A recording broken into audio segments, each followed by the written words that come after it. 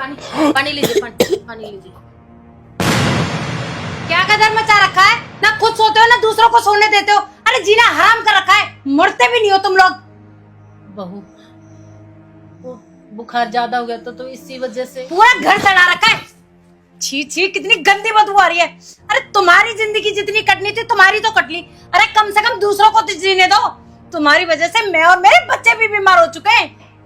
बहू, डॉक्टर इलाज कर तो रहे हैं, लेकिन बीमारी ठीक होने में टाइम तो लगता है ना। अरे इनका तो ठीक होने का पता नहीं, मुझे लगता है जब तक हम ही बीमार हो जाएंगे।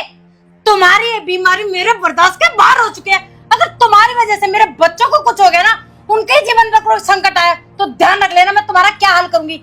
और एक बात बताऊं, तुम कल मरो ना, तुम आज मर जाओ, मुझे कोई फर्क नहीं पड़ता, लेकिन मेरे बच्चों को कुछ हो गया तो सोच लेना, जीना आराम कर रखा है।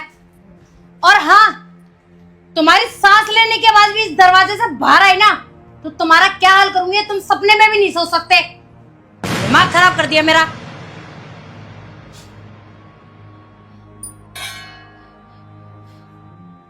पुष्पा, रो मत।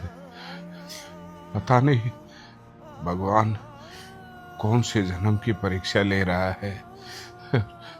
मैं तो इस एक ही बात कहना चाहता हूँ ऊपर वाले से कि हे प्रभु, उठा ले। ये जिंदगी ढोते ढोते थक गए हैं। आप ये कैसी बातें कर रहे हैं? अगर आपको कुछ हो गया तो मैं कहाँ जाऊंगी? आपके होते ही हमारी ये दशा है, और आपको कुछ हो गया तो फिर कि मेरा क्या होगा, ये भी तो सोचो। कुछ नहीं। पानी पानी पानी पानी, खांसी नहीं आएगी, पानी पीजिए आराम से। आप बोलिए मत, आप आराम कीजिए बस। तेज मत बोल, नहीं तो बहू को आवाज सुनाई देगी, वो फिर आ जाएगी। आप आंखें बंद करके सो जाइए बस। हेलो। तुम हो क्या? क्या हुआ? आज तो कुछ मूड ठीक नहीं लग रहा। रमेश, जाके चेंज कर लो। अरे क्या हुआ अर्चना, इतना गुस्सा क्यों कर रही हो? यार मुझे बात नहीं करनी ना, एक हफ्ते से सो नहीं पाई हूँ मैं। कारण है तुम्हारा बाप, सारे दिन और रात खांसते रहते। एक तो सारे घर में गंदगी मचा रखी है, मैं बीमार हूँ, मेरे बच्चे बीमार हैं। रमेश, मैं स्ट्रिक्टली बोल रही हूँ, या तो अपने बाप से बात कर लो सीधा सीधा, नहीं तो मैं मेरे घर चली जाऊंगी। मुझे नहीं रहना इस घर में, फैसला लेना पड़ेगा अब तुम्हें। अरे यार टेंशन मत लो, मैं माँ बाबू जी से बात करता हूँ। तुम्हारे बिना मेरा क्या है यहाँ पे? जो कुछ है तुम ही तो मेरी। जब ऐसा है ना तो कर लो अपने बाप से बात। आ रही बात समझ में? और तभी मुझसे बात करना। गुस्सा मत करो, चाय बना लो, तब तक मैं चेंज करता हूँ, फिर बात करते हैं, ठीक है?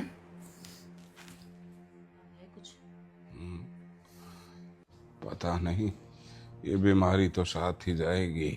बाबू जी, ऐसा क्यों बोलते हो? आपके लिए दूध है। हाँ हाँ बेटा। और बेटा तू ठीक है? मैं ठीक हूँ बाबू जी, आपकी तबीयत ठीक है? बस पता नहीं बेटा क्या होगा क्या नहीं। बाबू जी, मुझे आपसे कुछ बात करनी थी। हाँ बेटा, मुझे भी तुमसे कुछ बात करनी है। आपको बात करनी है? हाँ हाँ बोलिए ना बाबू जी, क्या बात है? नहीं रमेश, पहले तुम बताओ, तुम्हें क्या बात करनी है? नहीं माँ, पहले बाबूजी से पूछते हैं ये क्या कह रहे हैं। हाँ बोलो बाबूजी। रमेश बेटा, पता नहीं जिंदगी का ये सफर कब खत्म होगा। थोड़ी बहुत जिंदगी बची है तो सोच रहा हूं अकेले में जिंदगी गुजार लो। बहू को काफी परेशानियां हो रही हैं हम दोनों से।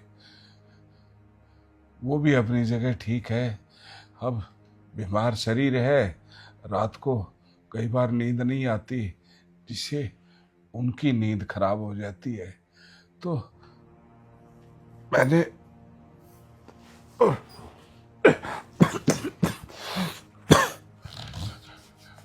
तुम्हारी माँ ने एक फैसला किया है बेटा कि जो बची हुई जिंदगी है उसको हम वृद्धाश्रम में गुजारें। इससे क्या है कि हमारा भी वहाँ पर बुजुर्गों के साथ समय व्यतीत हो जाएगा और आप लोगों को भी कोई दिक्कत नहीं होगी। तो बस यही बात कह रहा था। तो तुम्हें कोई दिक्कत तो नहीं है बेटा? अरे नहीं नहीं बाबूजी, आप बड़े हो, आपने जो फैसला लिया है वो ठीक ही लिया होगा, इसमें भला हमें कोई एतराज़ नहीं है। कसूर तुम्हारा नहीं है बेटा। जो ये जिंदगी है ना, इसको आज तक कोई नहीं समझ पाया। पहले माँ बाप 5-5, 10-10 बच्चों को पालते थे, पढ़ाते थे, लिखाते थे, उनकी परवरिश करते थे। लेकिन आज 5 बच्चों से या 10 बच्चों से उनके माँ बाप नहीं पाले जाते। कम वक्त ईश्वर ने ये जो बुढ़ापा बनाया है ना, ये गलत बनाया है। या तो ईश्वर जवानी में ही इंसान को अपने पास बुला ले। अगर बुढ़ापा, मैं तो इससे सवाल भी करता हूं कि बुढ़ापा देता है तो कम से कम ऐसा तो दे कि जिससे बच्चों में और माँ बाप में कोई झगड़ा ना हो। हर दूसरे घर की कहानी है, अपने घर की कोई नई कहानी नहीं है। और तुम्हारी बातों से लग रहा था, तुम आते ही बोल रहे थे बाबूजी मुझे तुमसे बात करनी है। तो मेरे ख्याल से यही विषय होगा। तो बस यही सोच के कहा बेटा भी बहू भी खुश रहे और हम भी खुश रहे। जो ये मकान है ना बेटा, ये तुम्हारी माँ के नाम है। जब इसका जन्मदिन आया था तो मैंने इसको गिफ्ट किया था। तो इस मकान से तुम्हारी माँ तो नहीं जा पाएगी और तुम्हारी माँ के बगैर मैं नहीं रह सकता, क्योंकि एक यही तो है मेरा सहारा। बेटा बहू सबको देख चुका हूं मैं। तो बस तो बेटा और बहू और बच्चे, तुम अपना रहने का कहीं और इंतजाम कर लो, क्योंकि बहुत से परिवार ऐसे हैं जिन पे घर में उनकी इज्जत नहीं होती। तो उन बुजुर्गों को, उन बहनों को, उन भाइयों को इसी घर में रखूंगा मैं। और इस घर को मैं एक वृद्धाश्रम का स्वरूप दूंगा। तो मैं ज्यादा ना तो लड़ने की अक्षमता रखता हूं और ना ही तुम लोगों को धमकाऊंगा इस विषय में, क्योंकि कसूर तुम्हारा नहीं है। बस ये सृष्टि का ही नियम चल रहा है। तो मेरी हाथ जोड़ के प्रार्थना है कि आप बच्चों के साथ ये घर छोड़ दीजिए, कहीं और रह लीजिए। बाबूजी ये क्या कह रहे हो आप? हाँ, हम कहाँ जाएंगे?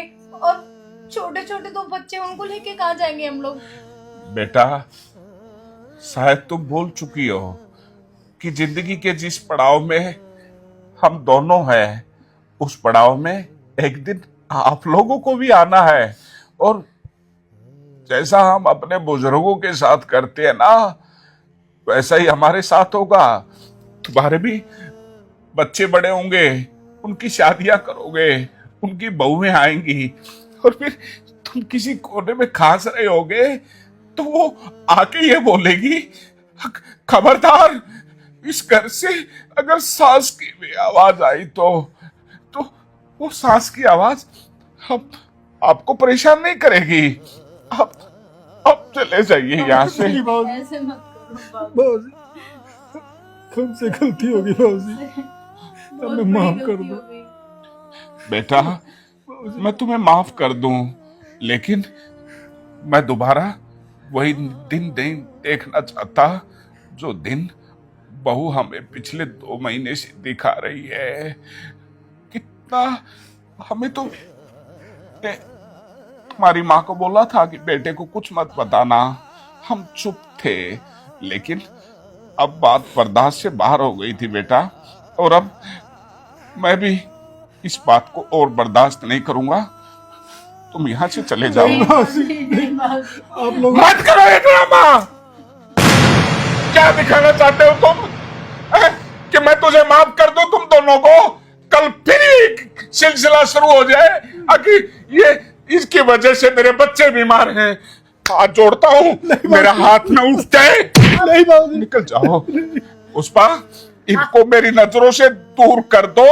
मैं यही सोचूंगा कि मुझे कोई औलाद नहीं है। नहीं है। आप इतना गुस्सा मत कीजिए, आपको कुछ हो गया तो मेरा क्या होगा? नहीं बाबूजी।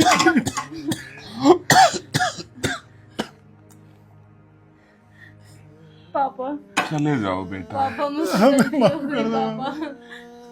मैंने आपको हमेशा अपना ससुर समझा, पर मैं वादा करती हूँ आज के बाद मैं हमेशा आपको अपने पिता समान समझूंगी। पुष्पा, क्या इस बात की तू जिम्मेवारी ले रही है कि हमें ये ताने नहीं मिलेंगे?